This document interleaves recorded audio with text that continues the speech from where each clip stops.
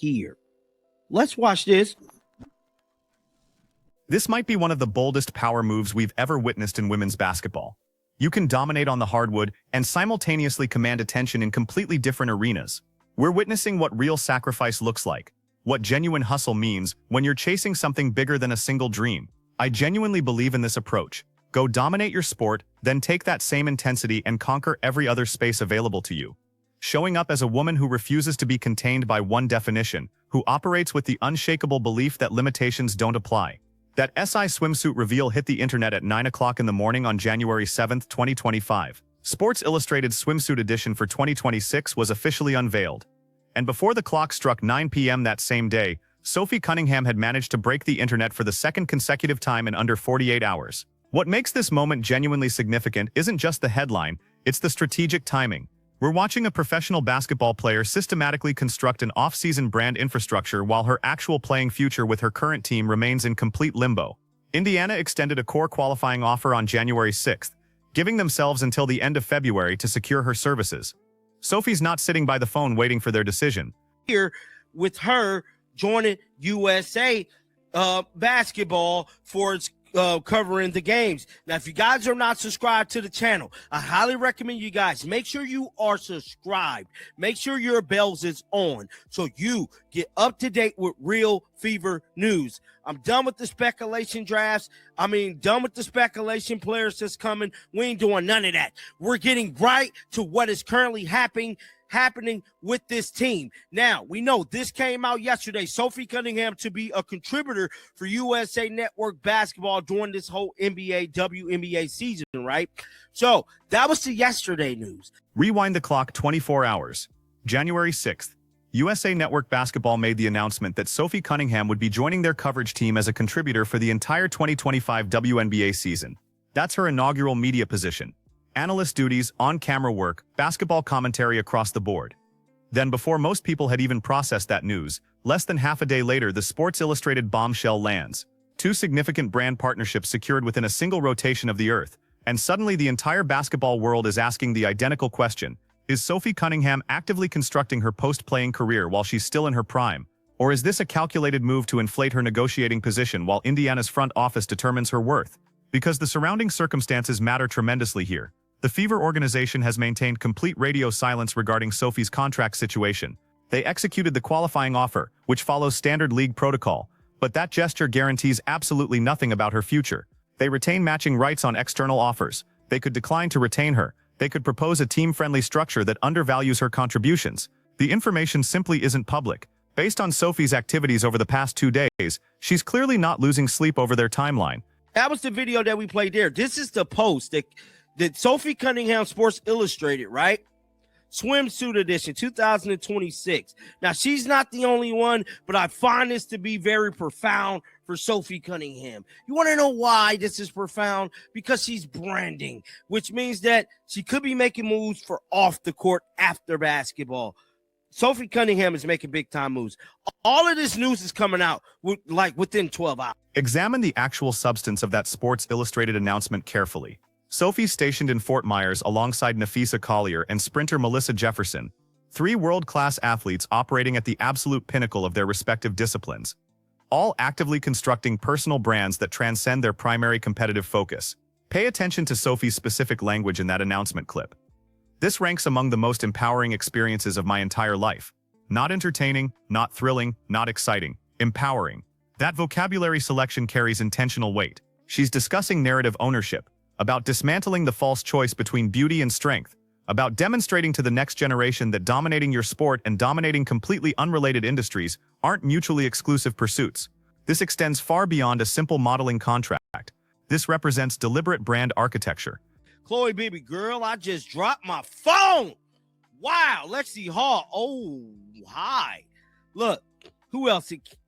Michaela Timpson in there. Just passed out. Yes. Sophie Cunningham has broken the damn internet again. So everybody's speculating about her contract. Everybody's speculating about different things regarding Sophie.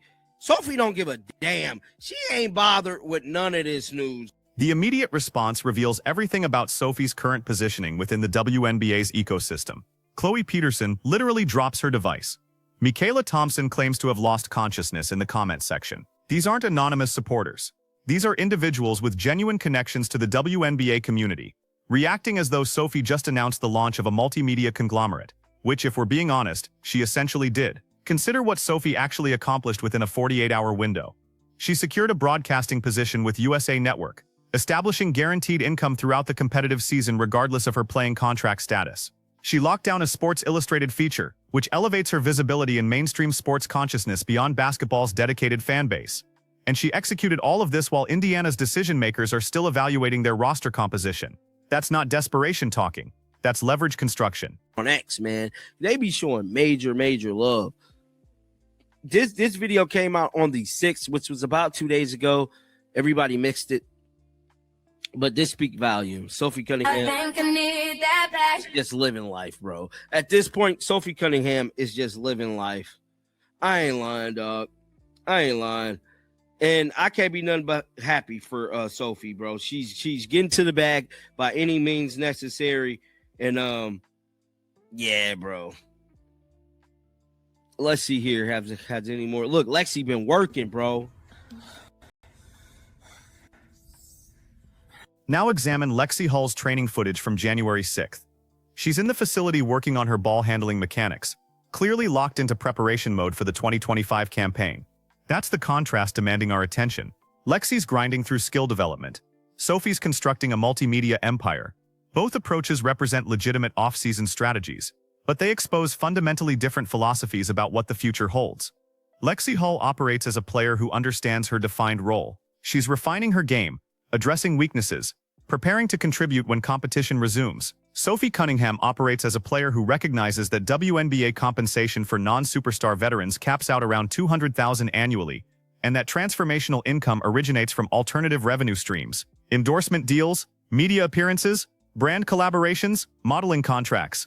The WNBA's maximum salary for 2025 sits at $241,984 for Breanna Stewart. That's reserved for players like Aja Wilson and Breanna Stewart, the absolute elite tier. Sophie Cunningham, despite a strong 2024 performance, isn't approaching that compensation level. She's realistically looking at somewhere between $80,000 and $120,000 if she re-signs with Indiana, which represents solid income but doesn't constitute life-altering money, particularly when you're 28 years old and contemplating the next decade of your professional life. What's Sophie? There's going to be some upsets today. Oh, she's dialed in, baby. Yeah, man. So definitely let me know y'all thoughts in the comment section, man, about Sophie Cunningham. Make sure y'all keep them bills on. Once again, guys, make sure you are so. Let's discuss what this actually signifies for the Fever's roster construction strategy.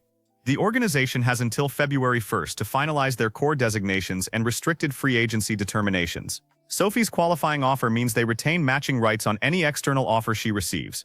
But here's where the leverage dynamic shifts. If Sophie enters negotiations with a USA Network contract and a Sports Illustrated feature already secured, she's not a desperate player hoping someone offers her a roster spot. She's a player with legitimate alternatives, and that fundamentally transforms the entire negotiation dynamic. The Fever cannot present a below-market offer and assume she'll accept it because she needs the income. Sophie's already diversified her revenue portfolio. She's already constructing the post-basketball career that most WNBA players don't conceptualize until after retirement. What makes Sophie Cunningham's situation particularly fascinating within the 2025 WNBA landscape is the timing. We're entering a season where the league is experiencing unprecedented expansion in viewership metrics and revenue generation, but that growth hasn't fully materialized in player compensation structures yet. The new collective bargaining agreement doesn't activate until 2026, which means players like Sophie exist in this strange transitional period where their market value is exploding upward, but their actual compensation remains attached to the previous economic framework. Examine the data from 2024. The Fever averaged 1.18 million viewers per game on traditional television broadcasts, excluding streaming platforms. Caitlin Clark's debut attracted 2.1 million viewers on ESPN. The playoff matchup against Connecticut pulled 1.8 million on ABC. Those represent legitimate mainstream sports audience numbers, but the salary cap for 2025 remains at only 1.46 million per team. That's 12 players dividing less than $1.5 million. Sophie Cunningham understands this mathematics better than most. She's not waiting for the league to solve fair compensation. She's creating her own compensation architecture through media partnerships and brand deals. Now let's discuss what the USA Network position actually represents. This isn't Sophie making occasional guest appearances during the season. USA Network functions as NBC's cable sports distribution channel, and they're investing substantial resources in WNBA coverage for 2025. They require credible voices who comprehend the game's nuances, who maintain relationships with active players, and who can deliver insider perspective that casual audiences cannot access through traditional coverage. Sophie satisfies all those requirements, and here's the intelligent component. By accepting a media role, Sophie's not merely generating supplementary income. She's constructing her post-playing career in real time. Most WNBA players retire and then desperately attempt to determine their next move. Sophie's executing it while she's still competing, which means when she eventually does retire, she's not beginning from nothing. She's established relationships with networks, demonstrated capability as an on-camera presence, and built a brand that exists independently of basketball. The Sports Illustrated feature amplifies all of that exponentially. SI Swimsuit transcends a modeling assignment. It's a cultural milestone. It's mainstream visibility that crosses over from sports entirely. Nafisa Collier appears in that shoot alongside Sophie, and Fee represents one of the WNBA's most recognizable faces. That's the tier Sophie's operating at now. That's the level she's commanding. But here's where complications emerge for the Fever. If Sophie's constructing this massive off-court presence, does that increase her value to the organization or diminish it?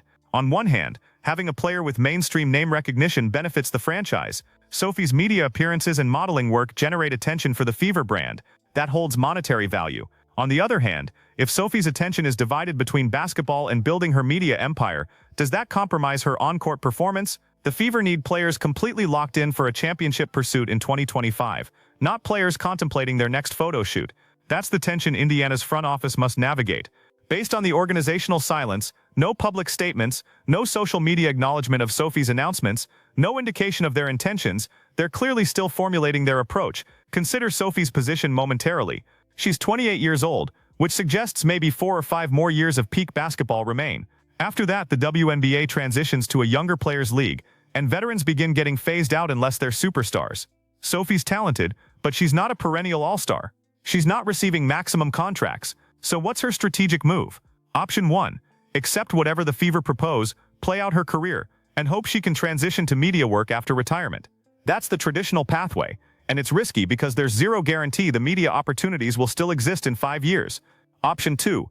Build the media brand now while she's still relevant. Secure those partnerships while her name carries weight, and treat basketball as one revenue stream among several. That's her current path, and it's honestly the superior strategy. The Fever's front office must be observing all of this and questioning themselves, do we want a player this focused on off-court ventures? And the answer should be absolutely yes, because Sophie's not just helping herself. She's helping normalize the concept that WNBA players deserve fair compensation through multiple channels, not exclusively their playing contracts. Look at what happened with the dark side comment from last season. A reporter asked Caitlin Clark about hostile road environments, and she made an offhand comment about fans being the dark side. It was nothing controversial, just a player describing opposing crowd intensity. But it became a whole narrative, because WNBA media coverage remains so immature that every quote gets overanalyzed. Sophie Cunningham taking a media role helps transform that dynamic. She can provide context that external reporters miss. She can explain team chemistry nuances and locker room culture. She can bridge the gap between players and fans in ways traditional sports media cannot, and that's valuable, not just for Sophie's personal brand, but for the entire league. So where does this leave us? The Fever have until February 1st to make their decision. Sophie's already making hers. She's got the USA Network deal secured. She's got the Sports Illustrated feature dropping in 2026. She's building leverage while the team calculates their budget. The intelligent move for Indiana is recognizing what they possess. A veteran player with mainstream appeal, media competency, and the kind of off-court presence that elevates the entire franchise.